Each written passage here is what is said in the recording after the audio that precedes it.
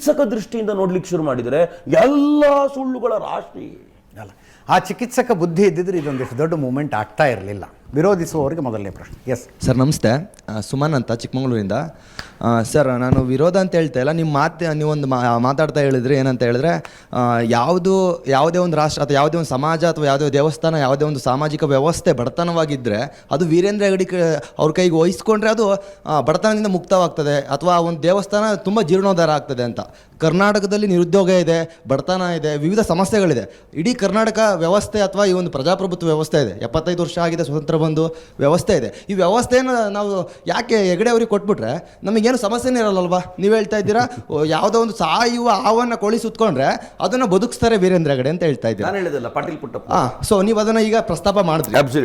So ಹಾಗಾದ್ರೆ Karnataka GDP ಎಲ್ಲ ವ್ಯವಸ್ಥೆ, ಆರ್ಥಿಕ, ಸಾಮಾಜಿಕ, ಶೈಕ್ಷಣಿಕ, ವೈದ್ಯಕೀಯ ಎಲ್ಲ ಕ್ಷೇತ್ರದಲ್ಲೂ ನಾವು ಸಮಸ್ಯೆಗಳನ್ನು ಏನು ಹೇಳೋದೇನಂದ್ರೆ ವೀರೇಂದ್ರ ಹೆಗಡೆ ಅವ್ರನ್ನ CM ಮಾಡಿಬಿಡಿ, ಎಲ್ಲ ಸರಿ ಹೋಗ್ಬಿಡುತ್ತೆ. ಅಲ್ಲ, CM ಅಲ್ಲ ಸರ್ ಹೇಳ್ತಾ ಇದ್ದಾರೆ, ಅದೊಂದು ಖಾಸಗಿ ಸಂಸ್ಥೆ ಇಡೀ ಕರ್ನಾಟಕ ರಾಜ್ಯದ ವ್ಯವಸ್ಥೆಯನ್ನು ಹೆಗಡೆ ಅವರಿಗೆ ಕೊಟ್ಬಿಡೋಣ, ಒಂದು 5 ವರ್ಷ ಆಡಳಿತ ಮಾಡಲಿ, ಹಾಗಾದ್ರೆ ನಾವು ಎಲ್ಲದರಿಂದ ಈ ಒಂದು ಎಲ್ಲ ಸಮಸ್ಯೆಗಳಿಂದ ಮುಕ್ತರಾಗ್ತೀವ. ನೋಡಪ್ಪ, ಸಮಸ್ಯೆಗಳಿಂದ ಮುಕ್ತರಾಗೋದು ಅಂದರೆ ಮ್ಯಾಜಿಕ್ ವ್ಯಾಂಡ್ ಅಲ್ಲ. ತನ್ನ ಕೈಯಲ್ಲಿರುವಂಥ ರಿಸೋರ್ಸಸ್ಸನ್ನು ಬಳಸ್ಕೊಂಡು ಅದನ್ನು ಮ್ಯಾಕ್ಸಿಮಮ್ ಯುಟಿಲೈಸೇಷನ್ ಹೆಂಗೆ ಮಾಡ್ಬೋದು ಅನ್ನೋದಿದೆಯಲ್ಲ, ಅದು ಸಮಸ್ಯೆಗಳಿಂದ ಮುಕ್ತಗೊಳಿಸುತ್ತೆ. ಆ ಪ್ರಾಬ್ಲಮಿಗೆ ಏನು ಮಾಡ್ಬೋದು ಅಂತ ಸೊಲ್ಯೂಷನ್ ಹುಡುಕೋದು ಒಂದು ಪ್ರಯತ್ನ. ಉದಾಹರಣೆಗೆ ಎನ್ ಇಂಟ್ರೆಸ್ಟಿಂಗ್ ಸ್ಟೋರಿ. ನಾನು SDM ಧಾರವಾಡದಲ್ಲಿ, ನೀವು ಬೇಕಿದ್ರೆ ಇಂಟರ್ವ್ಯೂ ಮಾಡ್ಬೋದು ಅಲ್ಲಿನ ಡೀನ್ಗಳನ್ನು.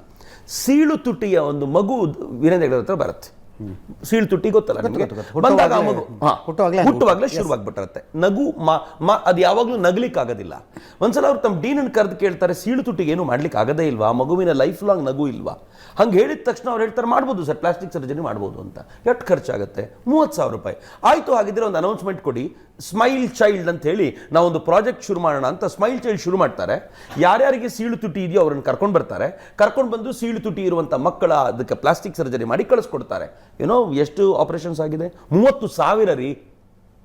30,000 ಮಕ್ಕಳನ್ನ ಅವರಿರುವಂಥ ಜಾಗದಿಂದ ಕರೆಸ್ಕೊಳ್ತಾರೆ. ಹೋಗೋ ಬರುವಂಥ ಬಸ್ ಚಾರ್ಜನ್ನು ಕೊಡ್ತಾರೆ. ಕೊಟ್ಟು ಅವರನ್ನು ಕರ್ಕೊಂಡು ಬಂದು ಅಲ್ಲಿ ಇಟ್ಕೊಂಡು ಎಲ್ಲ ಥರದ ಚಿಕಿತ್ಸೆ ಕೊಟ್ಟು ವಾಪಸ್ ಕಳಿಸ್ತಾರೆ. ತನ್ನ ಎದುರಿಗೆ ಬಂದಿರುವಂಥ ಸಮಸ್ಯೆಯನ್ನ ತನ್ನತ್ರ ಇರುವಂಥ ರಿಸೋರ್ಸಸ್ ಅನ್ನು ಬಳಸ್ಕೊಂಡು ಹೇಗೆ ಸಾಲ್ವ್ ಮಾಡೋದು ಅನ್ನೋದಿರುತ್ತಲ್ಲ, ಅದು ಬಹಳ ಬುದ್ಧಿಮತ್ತೆಯ ಕೆಲಸ ಮತ್ತು ಒಂದು ಆಚಾರವಂತಿಕೆಯ ಕೆಲಸ. ನನಗೆ ಕೊಟ್ಟಿರುವಂಥ ಜವಾಬ್ದಾರಿ ಇದು, ಈ ಜವಾಬ್ದಾರಿಯನ್ನು ನಿರ್ವಹಿಸಬೇಕು ಅಂತ. ನೀವು ಯಾವುದೇ ಪ್ರಾಬ್ಲಮ್ ಅನ್ನ, ನಾನು ಬಹಳ ಬಾರಿ ತಮಾಷೆಗೆ ಹೇಳ್ತಿರ್ತೀನಿ, ಅವರು ಎನ್ಸೈಕ್ಲೋಪೀಡಿಯಾ ಆಫ್ ಪ್ರಾಬ್ಲಮ್ಸ್. ನೀವು ಅವ್ರಿಗೆ ಗೊತ್ತಿಲ್ಲದೆ ಇರೋ ಪ್ರಾಬ್ಲಮ್ ಇಲ್ಲ ಅಂತ. ಈ ಪ್ರಾಬ್ಲಮ್ಗೆ ಏನ್ ಮಾಡ್ಬೋದು? ಉದಾಹರಣೆಗೆ ನೀವು ಕೇಳಿದಿರಿ ಅಂತ ಹೇಳ್ತೀನಿ. ಒಂದು ಕಡೆ ಸಡನ್ ಆಗಿ ಪ್ರವಾಹವೋ ಮತ್ತೆಂಥದೋ ಬಂದಾಗ ಉತ್ತರ ಕರ್ನಾಟಕಕ್ಕೆ ಅವ್ರು ತಲೆ ಕೆಡಿಸ್ಕೊಂಡ್ರು. ಉತ್ತರ ಕರ್ನಾಟಕಕ್ಕೆ ಪ್ರವಾಹ ಬಂತು, ಬೇರೆ ಕಡೆ ಎಲ್ಲ ಹಿಂಗೆ ಪ್ರವಾಹ ಬಂದಾಗ ಏನಾದರೂ ಪ್ರಾಬ್ಲಮ್ ಆದಾಗ ಏನ್ ಮಾಡಬೇಕು? ತಕ್ಷಣ ಅವ್ರು ಏನ್ ಮಾಡಿದ್ರು ಗೊತ್ತಾ? ಅವರು ತಮ್ಮದೇ ಆಗಿರುವಂತ ಒಂದು ಗ್ರೂಪ್ಗಳನ್ನ ಅಲ್ಲಲ್ಲಿ ಮಾಡಿದ್ರು, ತರುಣರ ಗ್ರೂಪ್ ಅನ್ನ.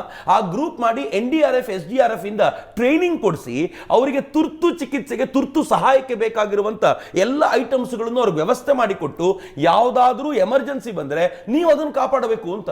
ಇವತ್ತು ಎಷ್ಟು ಗ್ರೂಪ್ ಇದೆ ಗೊತ್ತಾ ಆ ಥರದ್ದು? ಎಷ್ಟು ಜನ ಹುಡುಗರು ಪ್ರತಿ ಜಿಲ್ಲೆಯಲ್ಲಿ, ತಾಲೂಕಿನ ಮಟ್ಟದಲ್ಲಿ ಕೂಡ ಅದನ್ನ ಮಾಡ್ಲಿಕ್ಕೆ ಸಾಧ್ಯವಾಗಿದೆ. ಒಂದು ಪ್ರಾಬ್ಲಮ್ ಬಂದಾಗ, ಫಾರ್ ಎಕ್ಸಾಂಪಲ್ ರುಡ್ಸೆಟ್, ನಮ್ಮ ತರುಣರಿಗೆ ಕೆಲಸ ಇಲ್ಲ, ಟ್ರೈನಿಂಗ್ ಬೇಕು ಅಂತ ಯೋಚನೆ ಮಾಡಿದ ಮನುಷ್ಯ ರುಡ್ಸೆಟ್ ಆರಂಭಿಸಿದ್ರು. ರುಡ್ಸೆಟ್ ಎಷ್ಟು ಪ್ರಭಾವಿಯಾಗಾಯ್ತು ಅಂತಂದ್ರೆ, ಕೇಂದ್ರ ಸರ್ಕಾರ, ಅವತ್ತಿನ ಕೇಂದ್ರ ಸರ್ಕಾರ, and if I am not wrong ಅದು ಕಾಂಗ್ರೆಸ್ ಸರ್ಕಾರ, ಇವ್ರನ್ನ ಕೇಳ್ಕೊಳ್ತು, ರುಡ್ಸೆಟ್ ಬಹಳ ಚೆನ್ನಾಗಿದೆ,